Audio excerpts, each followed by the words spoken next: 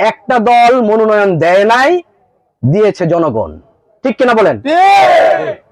মনোনয়ন আলাপ শেষ, দল তাকে মূল্যায়ন করতে পারে নাই, গৌরীপুরের জনগণ তাকে মূল্যায়ন করে এই নির্বাচনে অংশগ্রহণের সুযোগ করে দিয়েছে। এরপরে আসি বহিষ্কার। খুব সংক্ষেপে, দল বহিষ্কার করেছে, জনগণ কুলে তুলে নিয়েছে। ঠিক কিনা বলেন? মনোনয়ন আর বহিষ্কার শেষ। এইবার আসেন প্রার্থী। আমরা নির্বাচনে নামছি, আমাদের সাথে প্রতিদ্বন্দ্বী আরো কিছু প্রার্থী আছে।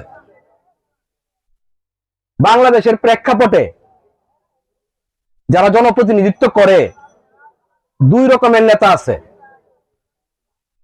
একটা নেতা তৃণমূল থেকে উঠে আসে, আর কিছু নেতা উপর থেকে নাজিল হয়।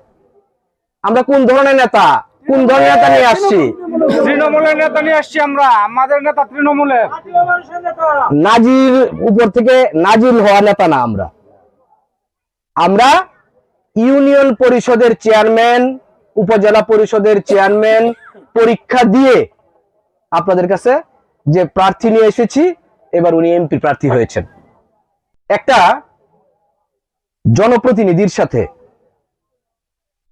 সাধারণ মানুষের সম্পর্ক হলো, একজন জনপ্রতিনিধি হবেন সাধারণ মানুষের কণ্ঠস্বর, যিনি সাধারণ মানুষকে তার ভিতরে লালন করবেন, সাধারণ মানুষের মাঝে থেকে সাধারণ মানুষের দুঃখ দুর্দশাগুলো উপলব্ধি করে তাদের বিষয়ে কথা বলবেন।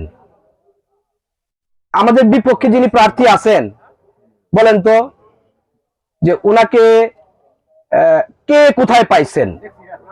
দেখছেন কেউ? গতকালকে ওনার নির্বাচনী প্রচারণায় একটা ভিডিও দেখতেছিলাম। ওনারা এক নেতা বলতেছেন যে আমাদের প্রার্থীর নামটা মুখস্থ করেন তো। আমরা প্রার্থীর নামটা কি আমরা মুখস্থ করানো লাগবে? এটা আর মুখস্থ করানোর দরকার নাই, কারণ এই ছেলেটা, এই প্রার্থীটা আপনাদের ভোটে নির্বাচিত হয়ে আপনাদের মাধ্যমেই গৌরীপুর বিচরণ করতেছে। সে আপনাদের সন্তান, কোন নাজিল হওয়া কোন নেতা না।